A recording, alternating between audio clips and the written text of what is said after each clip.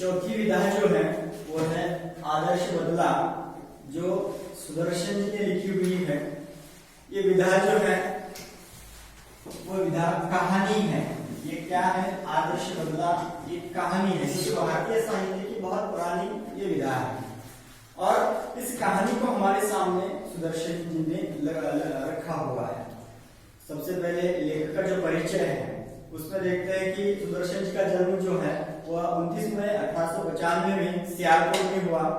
उनका वास्तविक नाम यानी मूल नाम उनका जो है वह है बद्रीनाथ। और इन्होंने प्रेमचंद जी की जो परंपरा है, लेखन परंपरा, उसे आगे बढ़ाने का काम किया। हमने देखा कि हिंदी साहित्य में अगर सबसे ऊंचा स्थान अगर किसी का है तो वह प्रेमचंद जी का है। कहानियां प्रेमचंद जी की बहुत सारी कहानियां ऐसे की जो हिंदी साहित्य को इस प्रकार आगे बढ़ाने का काम हमने किया है, ऊंचे स्थान पर ले जाने का काम किया है। तो इसी परंपरा को आगे बढ़ाने का काम यहाँ सुदर्शन जी कर रहे हैं। अब ये जो विधा हमारे सामने रखी है, इसके अलावा बहुत सारा साहित्य इन्होंने लिखा हुआ है सुदर्शन जी ने। तो उनकी प्रमुख कृतियां जो है उसमें पुष्पलता है, सुदर्शन सुधा है, तीर्थ यात्रा है, पनघट है, ये उनकी कहानी संग्रह है। इसके साथ साथ सिकंदर और भाग्य चक्र ये उनके नाटक है, भागवती उनका उपन्यास है, और आंध्री मैजिस्ट्रेट ये उनका प्रहसन है। तो ये उनकी प्रमुख कृतियां है। अब ये आदर्श बदला एक ऐसी कहानी है जो कि भारतीय साहित्य में इसी प्रकार सदियों से चलती आई ये कहानियों की परंपरा जो है, ये साहित्य की भारतीय साहित्य की बहुत पुरानी विधा है कहानी नामक। तो इसी प्रकार इस कहानी को लिखने का काम सुदर्शन जी ने किया है। अब इस कहानी में क्या बताया है, क्या कहा गया है? तो एक ऐसी घटना है कि अकबर और बीरबल का नाम तो आपने सुना होगा। अब ये अकबर के राजमहल में एक संगीत का एक तज्ञ ऐसा व्यक्ति था जिसका नाम था तानसेन, जो कि संगीत विद्या इसी प्रकार बखूबी जानता था। बहुत अच्छा संगीत बजाने वाला, संगीत को प्रस्तुत करने वाला ये व्यक्ति था जिसका नाम तानसेन था।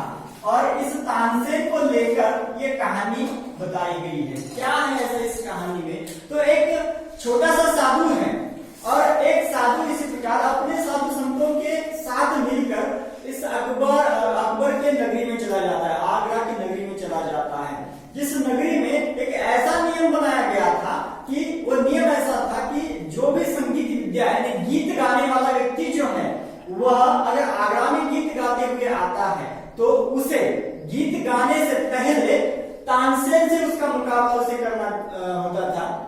अगर उस संगीत विद्या में तानसेन को उसने हराया या तानसेन के कुछ ऐसे प्रश्न जो कि संगीत को लेकर थे, उन सारे प्रश्नों के उत्तर अगर उस व्यक्ति ने दिए तो जाकर उसे गीत गाने की अनुमति थी।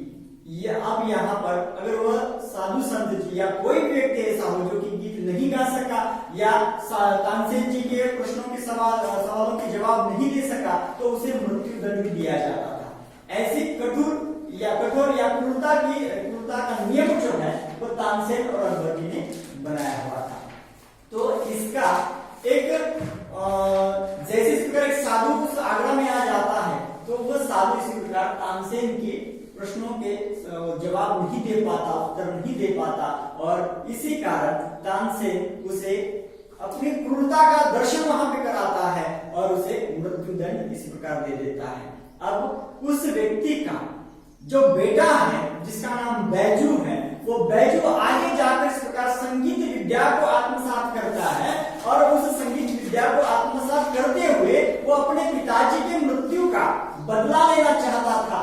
लेकिन संगीत विद्या इसी प्रकार जैसे उसे आत्मसात हो जाती है तो उसके गुरु ने उसे कुछ कहा और जो बदला, हम आमतौर पर देखते हैं कि मृत्यु का बदला यानी अगर किसी ने हमारे किसी व्यक्ति को मारा है तो उसका बदला उसे मार कर ही हम देते हैं, या हमने बहुत बार फिल्मों में ऐसा देखा है, सत्यता में भी हमने बहुत बार ऐसा सुना है, देखा है कि घरवाले को मारा इसलिए इस घरवाले ने उस घरवाले के किसी व्यक्ति को मारा, खून का बदला खून से, इस प्रकार ये हमने सुना और देखा भी है। तो यहाँ पर आदर्श बदला पहले बैजू नामक उस लड़के के मन में उस तानसेन के प्रति जो भावना थी कि मेरे पिताजी को इसने मारा है, मैं भी इसे मारूंगा, ये बदला लूंगा, ये भावना मन में थी। लेकिन विद्यार्थी को आत्मसात किया और गुरु ने जो ज्ञान दिया, गुरु ने जो शिक्षा दी, उसके आधार पर उसका बदला जो है वो कुछ अलग हो जाता है और वह बदला इस प्रकार ले लेता है कि उस बदले को आदर्श बदला कहा जाता है। अब ऐसा इस कहानी में है क्या, ये बात यहाँ पर हमें देखनी है। कहानी का नाम है आदर्श बदला। यहाँ कहानीकार जो है वह सुदर्शन, जिनका असली नाम, वास्तविक नाम, मूल नाम जो है वो बद्रीनाथ है। सियालकोट में जन्मे ये सुदर्शन जी अब कहानी में क्या बताते हैं। नाम से ही हमें पता चलता है कि बदला है, प्रतिशोध है, लेकिन वो कैसा है, आदर्श है। ऐसा बदला जो कि समाज को वो आदर्श, समाज के लिए वो आदर्श बन जाता है, ऐसा बदला इसी प्रकार इस कहानी में है। तो इस कहानी के दो कैरेक्टर जो है, दो पात्र जो है, इनके इर्द गिर्द ये कहानी घूमती है। तानसेन है और जो बदला लेने वाला व्यक्ति है वह है बैजू। ये व्यक्ति अब यहाँ पर कहानी की शुरुआत होती है। प्रभात का समय था और प्रभात के समय में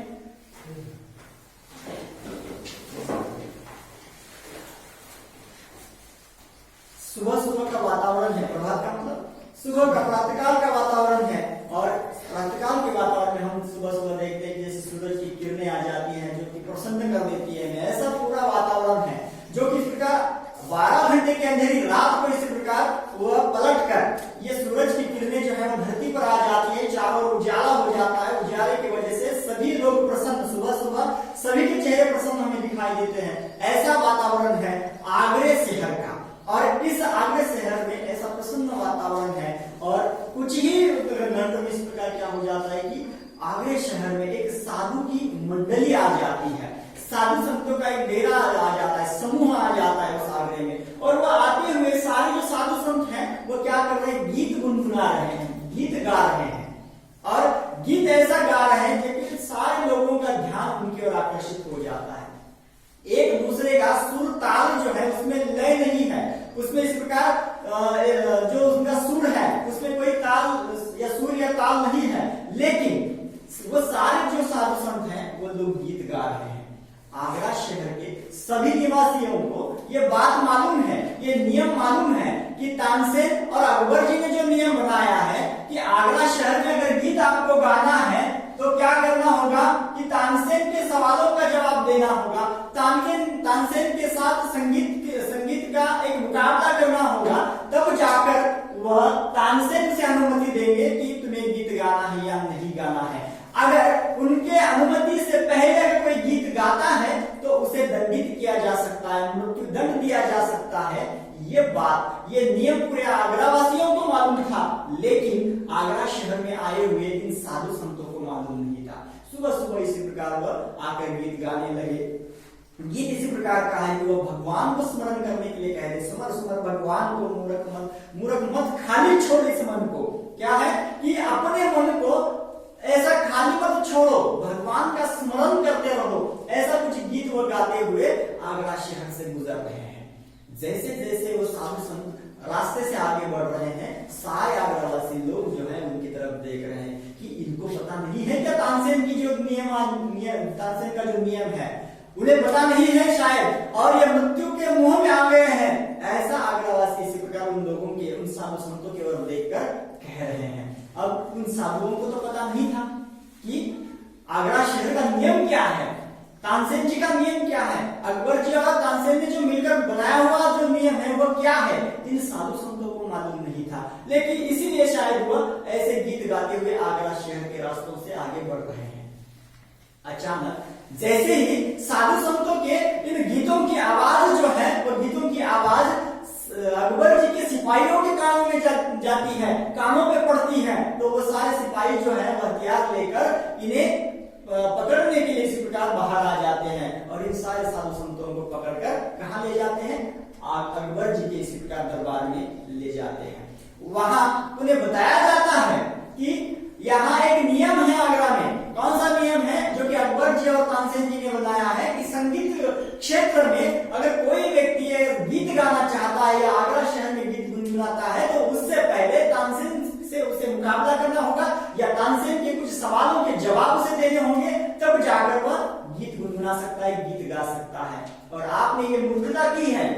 बिना अनुमति के गीत गाया है। इसीलिए अब तानसेन जी के कुछ प्रश्नों के जवाब आपको देने होंगे, सवालों के जवाब आपको देने होंगे। और जैसे ही तानसेन उन साधु संतों को क्या करते हैं, सवाल पूछने लगते हैं, तो सारे साधु संत उनके मुंह की ओर देखते हैं, मुंह उनका ताकते रहते हैं, चेहरे की ओर देखते रहते हैं, क्योंकि सुरताल में इतने पक्के नहीं थे वो साधु संत, सुरताल के बारे में इतना वो जानते नहीं थे, लेकिन बैरागी थे शायद। और इसी प्रकार वो उस आगरे से गीत गुनगुनाते हुए जा रहे थे। इस आगरे की नियमावली से वो बिल्कुल परिचित नहीं थे। अब तानसेन के आगे खड़े हैं, तानसेन ने कुछ प्रश्न पूछे, लेकिन एक भी प्रश्न का उत्तर वो साधु संत नहीं दे सके। सारे साधु संतों की जो टोली है, वो जो समूह है, वो दरबार में खड़ा है। अब अकबर जी ने बताया कि अगर तानसेन के सारे सवालों के जवाब या उसमें से कई सवालों के जवाब भी आप नहीं दे सके, तो आपका जो फैसला है वो फैसला अब कौन करेगा, तानसेन करेंगे, क्योंकि उन्होंने नियमावली बनाई है, उनके संगीत के बारे में ये सारे प्रश्न हैं, ये मामला है। इसीलिए तानसेन पर आपके जीवित रहना है, ये आपको छोड़ मृत्युदंड देना है, ये जो फैसला है अब ये तानसेन सुनाएंगे, ऐसा अकबर जी ने कहा। अब तानसेन के हाथों में सारे सूत्र आ जाते हैं। उसने क्या किया, तानसेन ने इसी प्रकार अपनी क्रूरता को प्रदर्शित करने के लिए, अपने ज्ञान के अहंकार को इसी प्रकार प्रदर्शित करने का प्रयास वहां पर हो जाता है, और उसने सारे जो साधु संत है उन लोगों को मृत्युदंड दे दिया। सिर्फ एक बच्चा, जो कि इस प्रकार उसमें जो बच्चा था, शायद 8-10 साल का एक लड़का है, और उस लड़के को छोड़ दिया जाता है। इसका कारण यह है कि ये बच्चा छोटा है, ये ऐसे नियमावली से अपरिचित है, या ये जो है वो इसने कोई गुनाह नहीं किया है, इसीलिए उसे छोड़ दिया जाता है, और बाकी के सारे साधु संतों के उस समूह को मृत्युदंड दिया जाता है। ये किसने दिया, ये तानसेन ने दिया। अब ये तानसेन के मृत्युदंड के इस फैसले की वजह से सारे उस साधु संतों के उस समूह को मृत्युदंड दिया जाता है, मार दिया जाता है। अब अपने पिताजी, वो छोटा बच्चा जो था, उस छोटे बच्चे के पिताजी भी उस समूह में थे, और वह छोटा बच्चा अब बिलखने लगा, रोने लगा। आगरा के शहर में इस प्रकार उस रास्ते में इधर उधर घूमने लगा, रोता हुआ इसी प्रकार वह इधर उधर घूमने लगा, और आगरा शहर के बाहर आकर इसी प्रकार एक ऐसे अनजान जगह पर इस प्रकार वो बैठ जाता है, रास्ते पर इस प्रकार जंगल में बैठ जाता है, बिल्कुल सुना है, वहां पर कोई नहीं है, और ऐसी जगह आकर वह रोता बिलखता वहां पर बैठ जाता है। उसके मन में क्या है कि इन लोगों ने मेरे पिताजी को मारा है, ये मन में बार बार वो बात जो है वो चल रही है, बार बार वो बात जो है वो आ रही है, और ऐसे विचार करते हुए वो वहां पर बैठ जाता है। तो वहां बैठने के बाद वो सोच रहा है कि अब इस संसार में मेरा कोई नहीं है, अब इस संसार में मेरा कोई नहीं है, मेरा ख्याल कौन रखेगा, मुझे प्यार कौन करेगा, और मुझे कहानियां कौन सुनाएगा। हमें पता है कहानियां हमें कौन सुनाते हैं, एक तो हमारे दादा दादी या माता पिता, घर वाले जो है, जो कि हमसे प्यार करते हैं। कभी कभार अगर हम किसी बात से बोर हो जाते हैं, उब जाते हैं, तो हम अपने दादा दादी से कहते हैं कि दादाजी मुझे कहानी सुनाओ, या घर में दादा दादी नहीं है तो हम माँ से कहते हैं, पिताजी से कहते हैं, पिताजी मुझे कहानी सुनाओ। अब ये प्यार करना जो है, अब वो मुझसे अब कौन करेगा, अब इस संसार में मेरा दूसरा कोई नहीं है। जो थे वो तो तानसेन की क्रूरता के शिकार हो गए हैं, अब मेरा इस संसार में कोई नहीं है। और इसी के साथ साथ यहाँ वो रोता बिलखता वहां पर बैठा हुआ है, और अचानक वहां से एक साधु दूसरा जो है वो बाबा वहां पर गुजर रहे हैं। गुजरते हुए इसी प्रकार उस लड़के को उन्होंने देखा, और लड़के को देखने के बाद उस कुटिया के उस बच्चा जहां पर बैठा हुआ है वहां पर जाकर वह उस बच्चे को आवाज देते हैं। तो वो बच्चा जो है उस बाबा को भी वही बात कहता है कि बाबा अब इस संसार में मेरा कोई नहीं है, मेरे पिताजी जो है वो तानसेन के साथ इस प्रकार मुकाबला नहीं कर पाए, और उनके क्रूरता के शिकार हो गए, और उन्हें मृत्युदंड दिया गया। अब इस संसार में मेरा कोई नहीं है, मुझसे प्रेम करने वाला कोई नहीं है, ये बात यहाँ पर वो बाबा से कहता है। और वो बाबा से कहता है कि अब आप ही मेरे सब कुछ हो, आप मुझे मेरी मदद कीजिएगा, इसी प्रकार वो कहता है। और जो भी इस दलदल जो है, इस दलदल से आप मुझे निकालने का काम कीजिएगा, ये प्रार्थना वो उस बाबा से, उस साधु से करता है। कौन? ये छोटा सा बच्चा। उनके पैर पकड़ता है और कहता है कि इस दलदल से मुझे बाहर निकालने का काम करो। और वो बाबा जो है, वो बाबा इसी प्रकार बिल्कुल क्या करते हैं, जो कि राम नाम लेते हुए आए हुए बाबा हैं, वो भी कोई बैरागी ही है, उनसे वो विनती करता है, उनके पैर पकड़ता है और कहता है कि मुझे इस दलदल से निकालो, मुझे बदला लेना है और ऐसा कुछ मुझे दे दो कि जिसकी वजह से मैं मेरे मन का बदला जो है, मेरे मन में जो बात है उस बात को इस प्रकार पूरा कर सकूं। जो जिन्होंने मेरे पिताजी को मारा है उनके साथ में उनका बदला ले सकूं, उनकी मृत्यु का बदला ले सकूं, ऐसा काबिल मुझे बनाइएगा। ये बात वो बैजू जो है वह उस बैरागी बाबा से कहता है।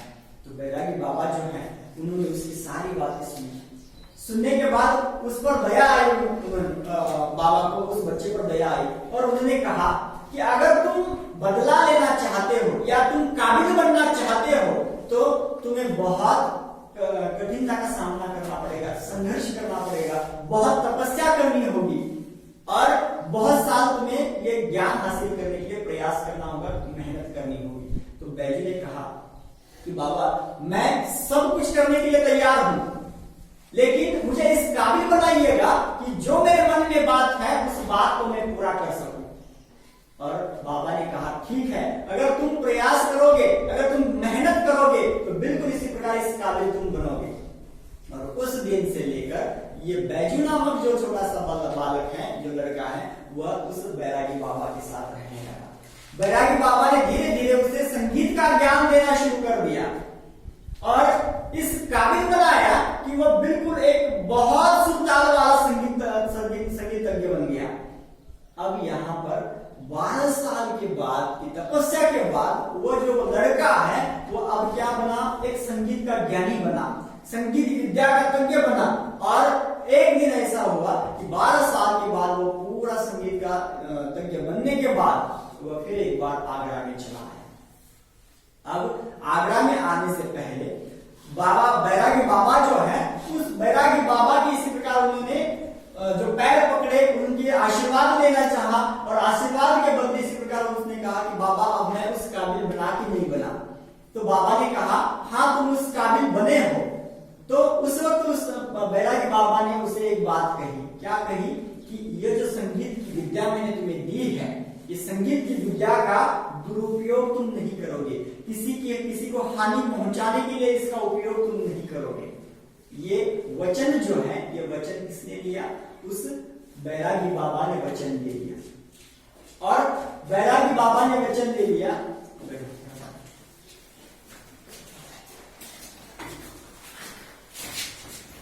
बैरागी बाबा ने वचन बैजू से ले लिया।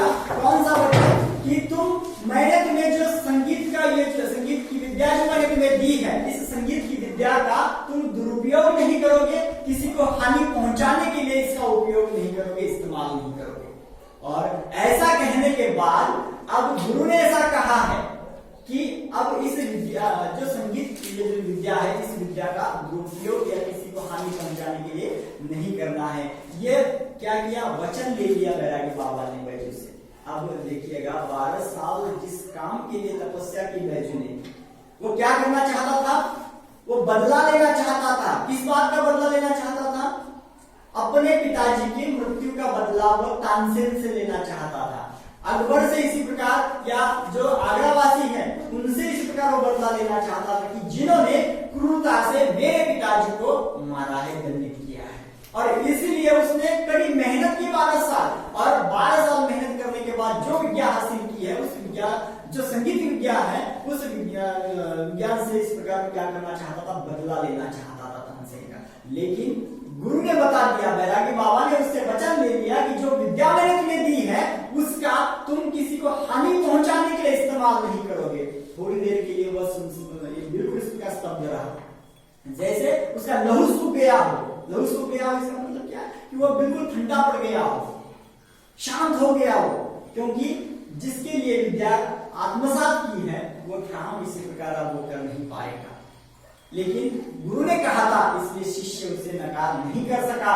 उसे जो गुरु ने कहा था उसे उसने हाँ कर दिया कि मैं इस विद्या का किसी का नुकसान पहुंचाने के लिए बिल्कुल इस्तेमाल नहीं करूंगा, ऐसा उस बैजू ने क्या किया, गुरु को, अपने गुरु बाबा को, बैरागी बाबा को क्या किया, वचन दिया और ऐसा वचन देकर इस प्रकार वो वहां से निकल आया।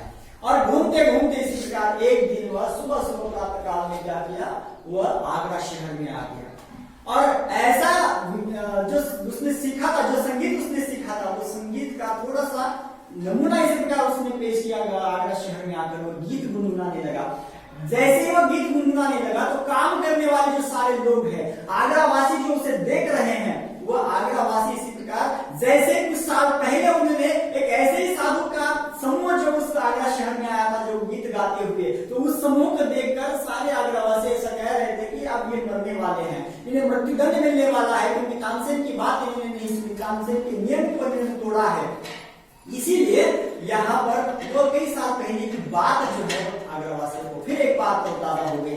उन्होंने ऐसा सोचा कि अब इनकी भी मृत्यु आ गई है, ये जो लड़का है, ये जो युवा है, वह अब गीत गुनगुनाने लगा है, शायद इसे भी तानसेन जी के नियमों का पता नहीं है। और जैसे इस प्रकार ये विचार उन आगरावासियों के दिमाग में आ गया, थोड़ी देर के लिए यह विचार था, लेकिन जैसे उन्होंने उस युवा का गीत सुना, उस साधु का गीत सुना, तो उस साधु के गीत में वो तल्लीन हो गए। थोड़ी देर के लिए वो बिल्कुल इस प्रकार उनको सुध नहीं रही, बेहोश जैसे हो गए, क्योंकि गीत ही ऐसा था, उनका सुर ताल जो है वो ऐसा था कि जिसमें वो बिल्कुल इस प्रकार तल्लीन हो गए।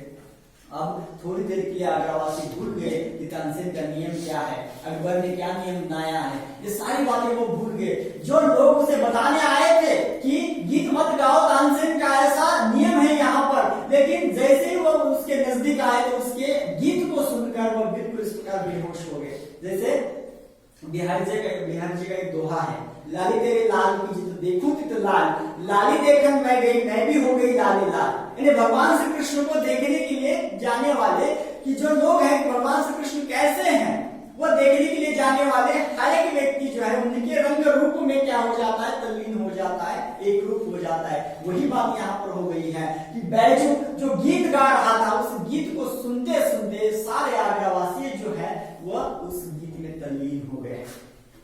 अब देखने वाला हर एक शख्स जो बताने वाला था कि अब गीत मत गाओ, तानसेन का ऐसा नियम है यहाँ पर, ये बताने आने वाला हर एक शख्स वहां पर आकर स्तब्ध हो जाता है और वो गीत सुनने लगता है।